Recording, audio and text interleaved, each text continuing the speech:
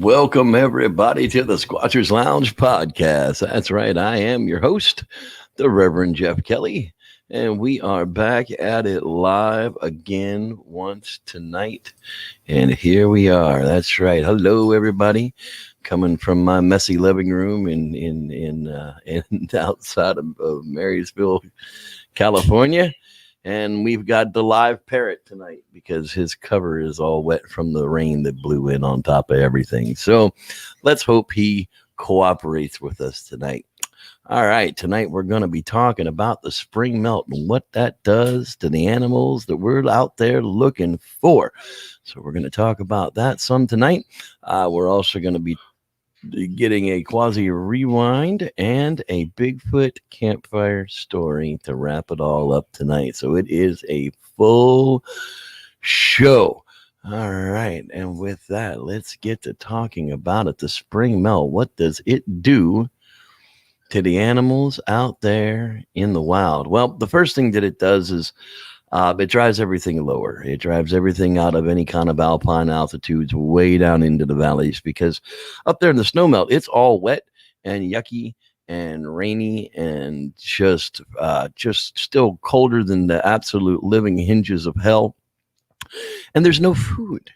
There's absolutely no food up in those alpine regions during this early time of the year, during the spring melt. Everything comes downhill into the valleys. So what didn't already move down out of the alpine areas during the wintertime, like our black bear population that would go into hibernation, they're waking up, some of them with cubs. Ooh, hey, where'd that come from? I don't know. I guess we got to feed it now. Damn it. All right, so they're coming out of hibernation with a brand new cub or two, and the first thing they're really doing is they're heading downhill, eating grass, pushing that butt plug out of their rectum so that they can start moving food again, and they are eating grasses until they get down into the valley. And what happens when we get down into the valley? Well, this time of year, everything's a blossoming. All the trees are blossoming. There's a lot of roots that are still available. The early cattail tubers are still really good. And the animals seem to know that the valley floor is where all the food starts in the beginning of the year. And it's kind of like this big vicious circle. Here in the Sierras, we see it, especially in the Truckee area, because that valley there in the high Sierras is actually at 5,000 feet and it's still above the snow line. So if it snows, the valley actually still snows. Those animals actually have to cross over another set of peaks to go down further into the lower snow lines and get down below 4,000 feet, because that ideally is where an animal would want to spend its winter. And why would it want to do that? Well, because that's where the food is. Again, just because things are brown doesn't mean that they're not nutritious. So a lot of the vegetation eating animals are going to benefit from that late food that's down in the valley in the wintertime. But mostly they're pretty much starving until the spring. The spring blossoms come on and the spring food starts to come in for them to eat. And then they all start to give birth. So the next thing you know, we have a whole bunch of deer in our deer herd population that are giving birth to fawns in the early spring, early March, beginning of March, end of March, beginning of April. In those high alpine areas, you're still into a snow melt clear up until May, June. We've seen snow on the buttes even in July that still hadn't melted away. Those lower areas are where all that water is going, and all that water is causing more food. Now, what does that say about a Bigfoot population? Why would a Bigfoot population stay in the snowline areas, above the snowline areas? What would the purpose of staying in an alpine region where it's extremely cold and extremely barren, and there's, not much to eat besides, probably jackrabbit and whatever they can dig out of the holes in the ground that have been buried up there during the winter time? What exactly would be the point of them being up there and eating it? Now, if you go into the BFR database and you start to actually do a little bit of research, you'll notice that, springtime is a time when there are far more Bigfoot sightings done during the spring than there are during the winter times. Now, some people say simply it's because during the winter time, there aren't a whole lot of people that are up out of the house. There aren't a whole lot of people hiking. There aren't a whole lot of people doing much of anything outside of, staying around your own neighborhood.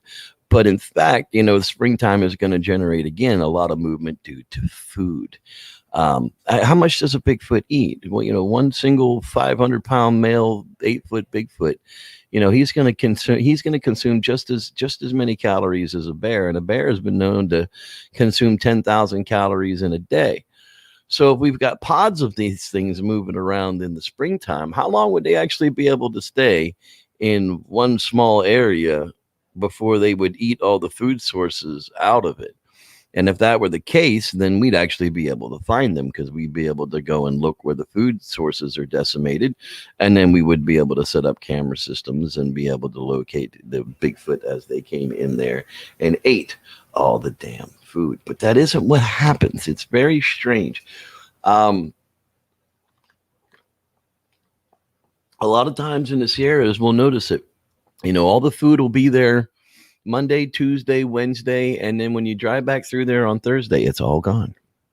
Now, granted, it wouldn't take but a herd of deer moving through or a couple of big bears to come through there and strip most of that stuff off away from where we could see it. And I'm not saying that all the food in that area is gone, but where the paths that we would be traveling, Monday, Tuesday, Wednesday, all the food would still be there. We'd be able to pick berries off the bushes and eat them.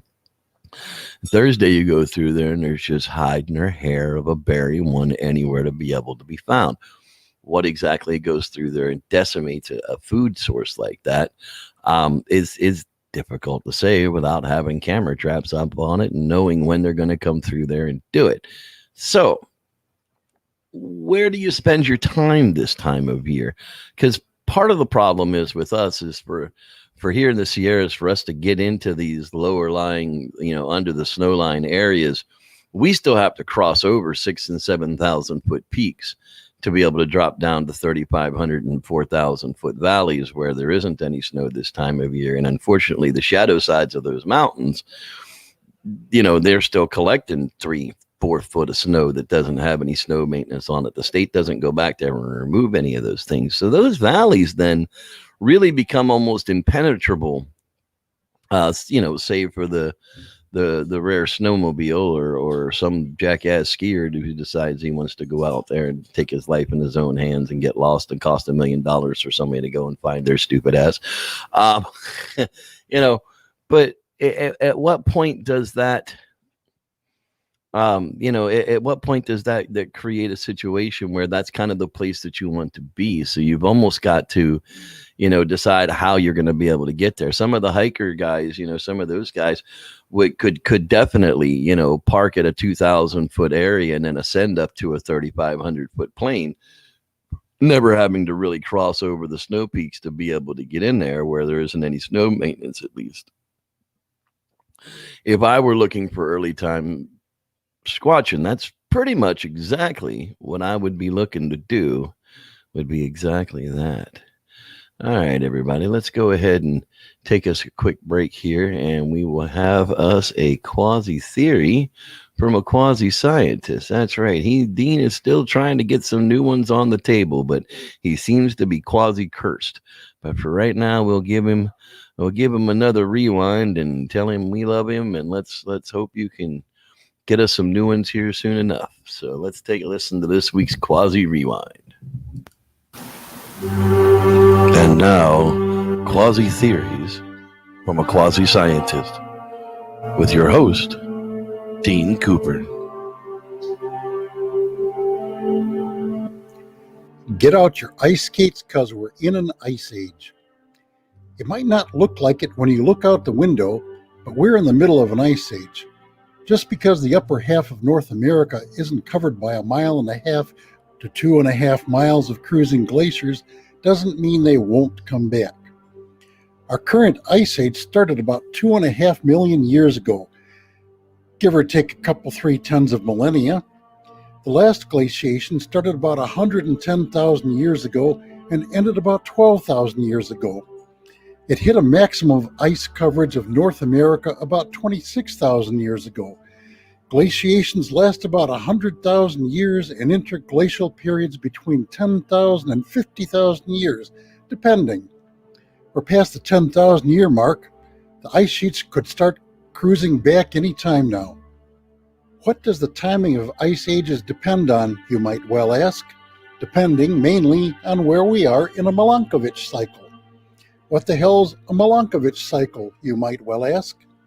Good old Milutin Milankovitch, the well-known Serbian geophysicist and astronomer.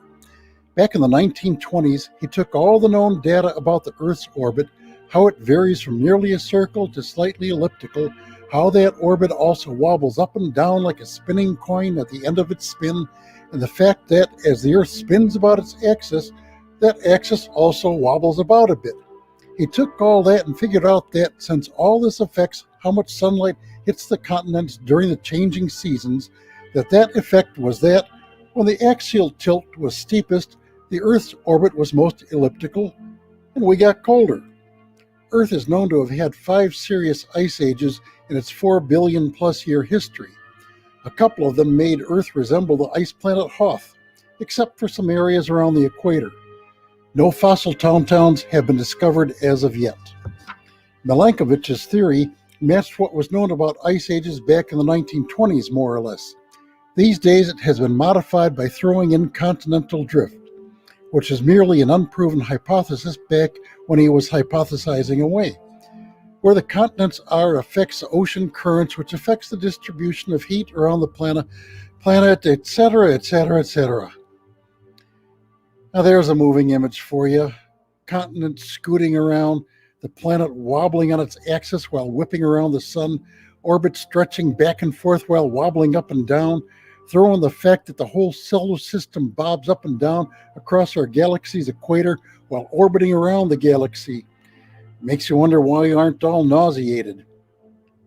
Hey, maybe that's why there are volcanoes. Our Mother Earth, good old Gaia, gets spin dizzy and just needs to barf occasionally. You may read the text of this on my blog at bhaidin.com. That's BHAIDIN.com.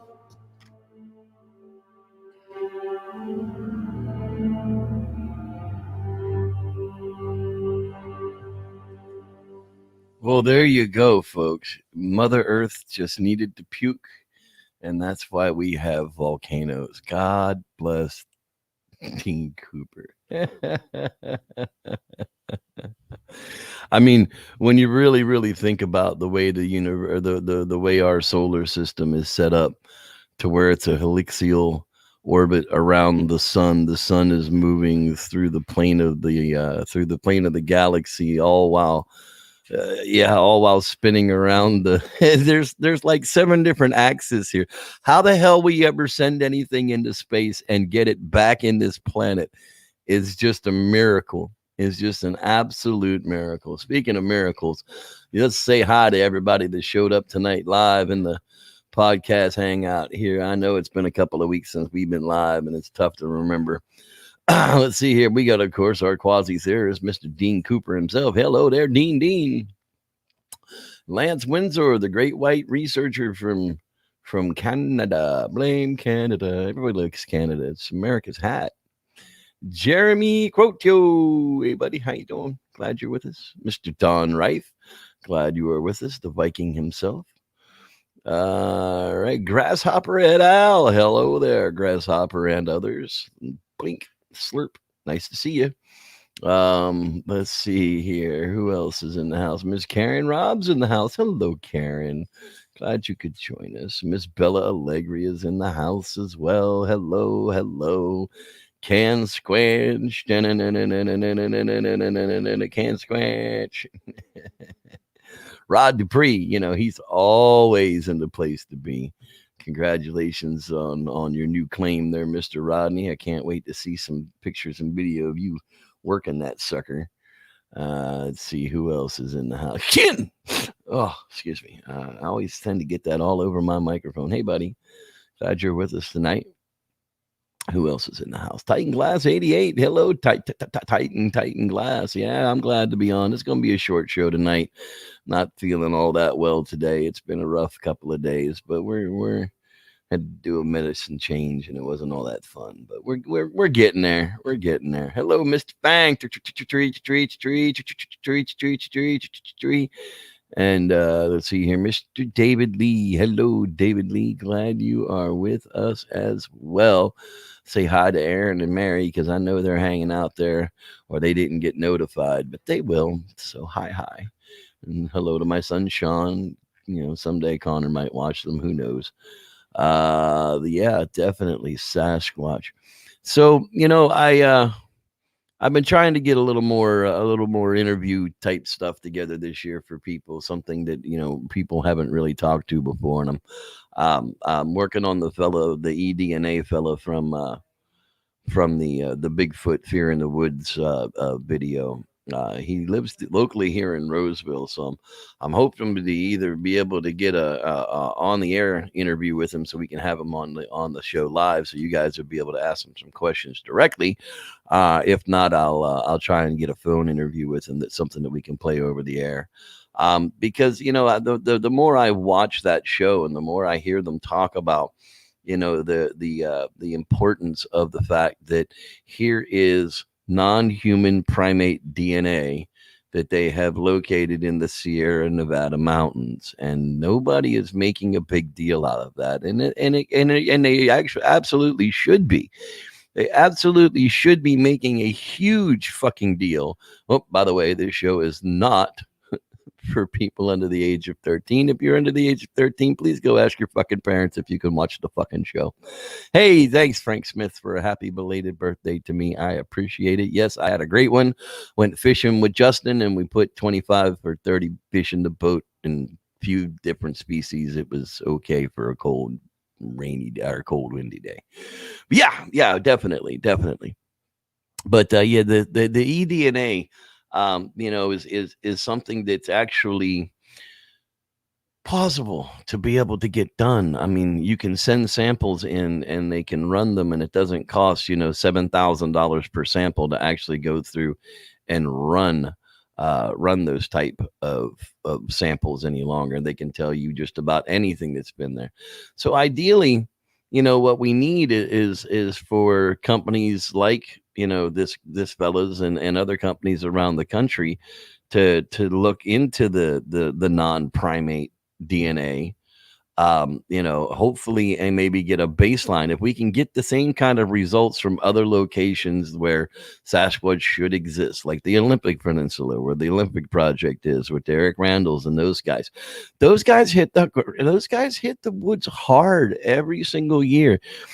Derek Randall's is a badass. He really is. I mean, as a guide, as an animal guide, as a Bigfoot guide, as an asset to the Bigfoot community, Derek Randall's is an absolute badass. And people think that there's this bad blood between me and Derek Randall's, but there really isn't. He might not like me, but that's just because I don't take in. I wouldn't buy into their nest bullshit. I still don't buy into their nest bullshit. They supposedly have these Bigfoot nests that they have found, but when Cliff Barackman, who is not a very tall person, shall we say, he's not a very large frame person, goes to lay down in it, it's not even big enough for him to lay down, and he's pretty much got to get into the fetal position to even actually be inside of this nest. What would be the purpose of an 8-foot creature creating such a thing? And the description of how they have to get to that area, they have to belly crawl through areas, and it's really, really tough hacking to get back to that area. And an animal that has to eat 10,000 calories every time it's eaten, it isn't going to live in such a place that it can't get in and out of. It certainly isn't going to be in a place where it's going to be able to be cornered, with no escape. But whatever the case may be, that in itself, saying what it is, I have no issue with Derek Randall's and the Olympic Project. But yeah, we need to get the DNA out of places like the Olympic Project, we need to get some eDNA out of Oregon in the Mount St. Helens area. We need to get some out of the Mount Shasta area. We need to get some out of Oregon. We need to get people that can make these kind of relationships maybe and spread them around a little bit till we can get a baseline of, okay, this isn't human, this is definitely primate, and all of these baselines are pretty much the same. So whatever this type of creature is the same across the Pacific Northwest, if not pretty much the same across the country. Because when you really get down to it and you look at DNA, you can't tell the difference between a black-tailed deer and a white-tailed deer without looking specifically where it's known that there's a difference between them. If you just compare the DNA at themselves, you're going to go, well, oh, they're deer, they're ungulates, they're hoofed critters that eat vegetation, they're prey animals. That's what you're going to get out of that. And then when you get down to the specifics of the genome, then you can figure out whether they're a blacktail or whether they're whitetail or whether they're mule deer. But the same thing, if you look at the DNA of the Sika deer or the little tiny God, I want to call them lemon deer, but that's not right. The key deer, sorry, there you go, Florida key deer. When you look at the DNA for those things, you would think that they would be like completely different, but they're not. They're still identical as far as 99.7% goes, 99.97%. I don't really know. I know there's only a 3% difference between us and chimpanzees. And, that's when you sit and you watch and you look at a chimpanzee, you can, especially the ones that are in captivity and deal with humans, you can see how human-like chimpanzees actually can be. And, they are our closest cousin in the great ape world, maybe. If Sasquatch isn't this, a little bit closer. So there was like a 2 or 3% difference in this eDNA between human DNA and this non-primate DNA, enough to say that it was definitely not human.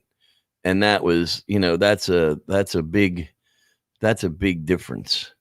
To be able that somebody would actually be able to take a leg and actually say, this is not human DNA, but it is primate DNA, and we're getting it out of a water source in the high Sierras where there shouldn't be any non-human primate DNA.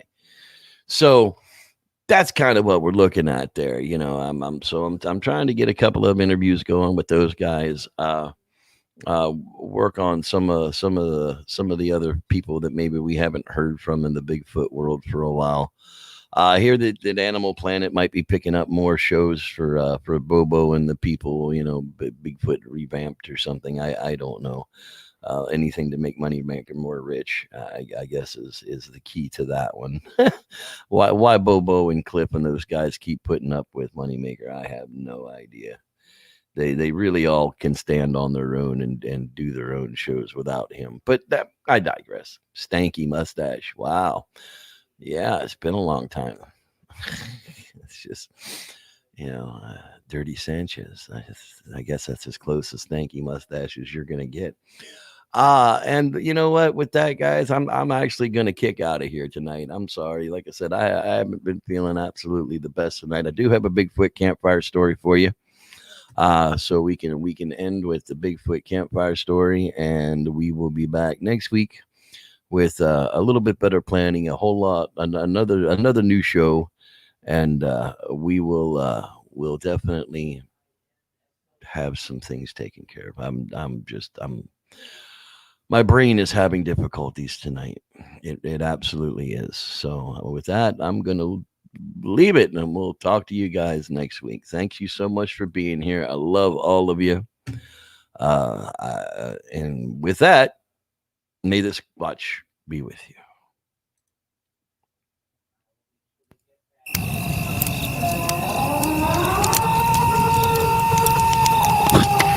What the hell is that?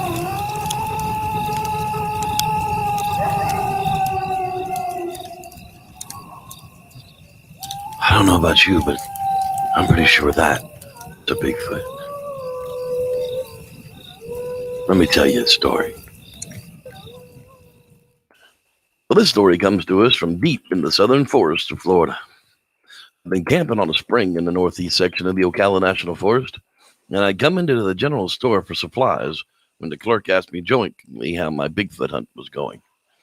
Well, as I began to reply, another shopper approached me, and he asked if we could talk privately. That's when he told me this story. We've been camping at Alexander Springs for about a week now. This place was pretty well used during the day, but this time late of year, not so many campers would stay overnight, so the place cleared out pretty good at night. The first couple of nights, it was kind of spooky as there was no one around. My wife and I would take walks after dark to find not another soul, not even a park ranger. Well, by the third night, we'd kind of gotten used to the sounds of nothing and what little bit of animal activity there was, and we began to settle down. Well, we had gotten a little sloppy that night after drinking and eating, and we didn't clean up before we went to bed. Well, just about midnight, I awoke to a poke in the back, over and over and over, and my wife had heard something right outside of the tent. I thought surely she was mistaken, so we sat quietly for a bit, and sure enough, something or someone was out playing around with the cooler lid. Well, the fire was still burning, but it didn't help to see quite out that far. I decided the time had come, so I grabbed my flashlight and I quickly unzipped the tent. I sprung forth from the tent and I picked up the wood axe laying on the ground and began to look around. Well, the cooler was now knocked over and things were scattered all over the place, and I noticed that there was an entire gallon of vodka, bottle and all, missing. There was nowhere else to be found. Well, I called the wife out of the tent and stoked up the fire so she could settle her nerves, and sure enough, something seemed to be out and around in camp.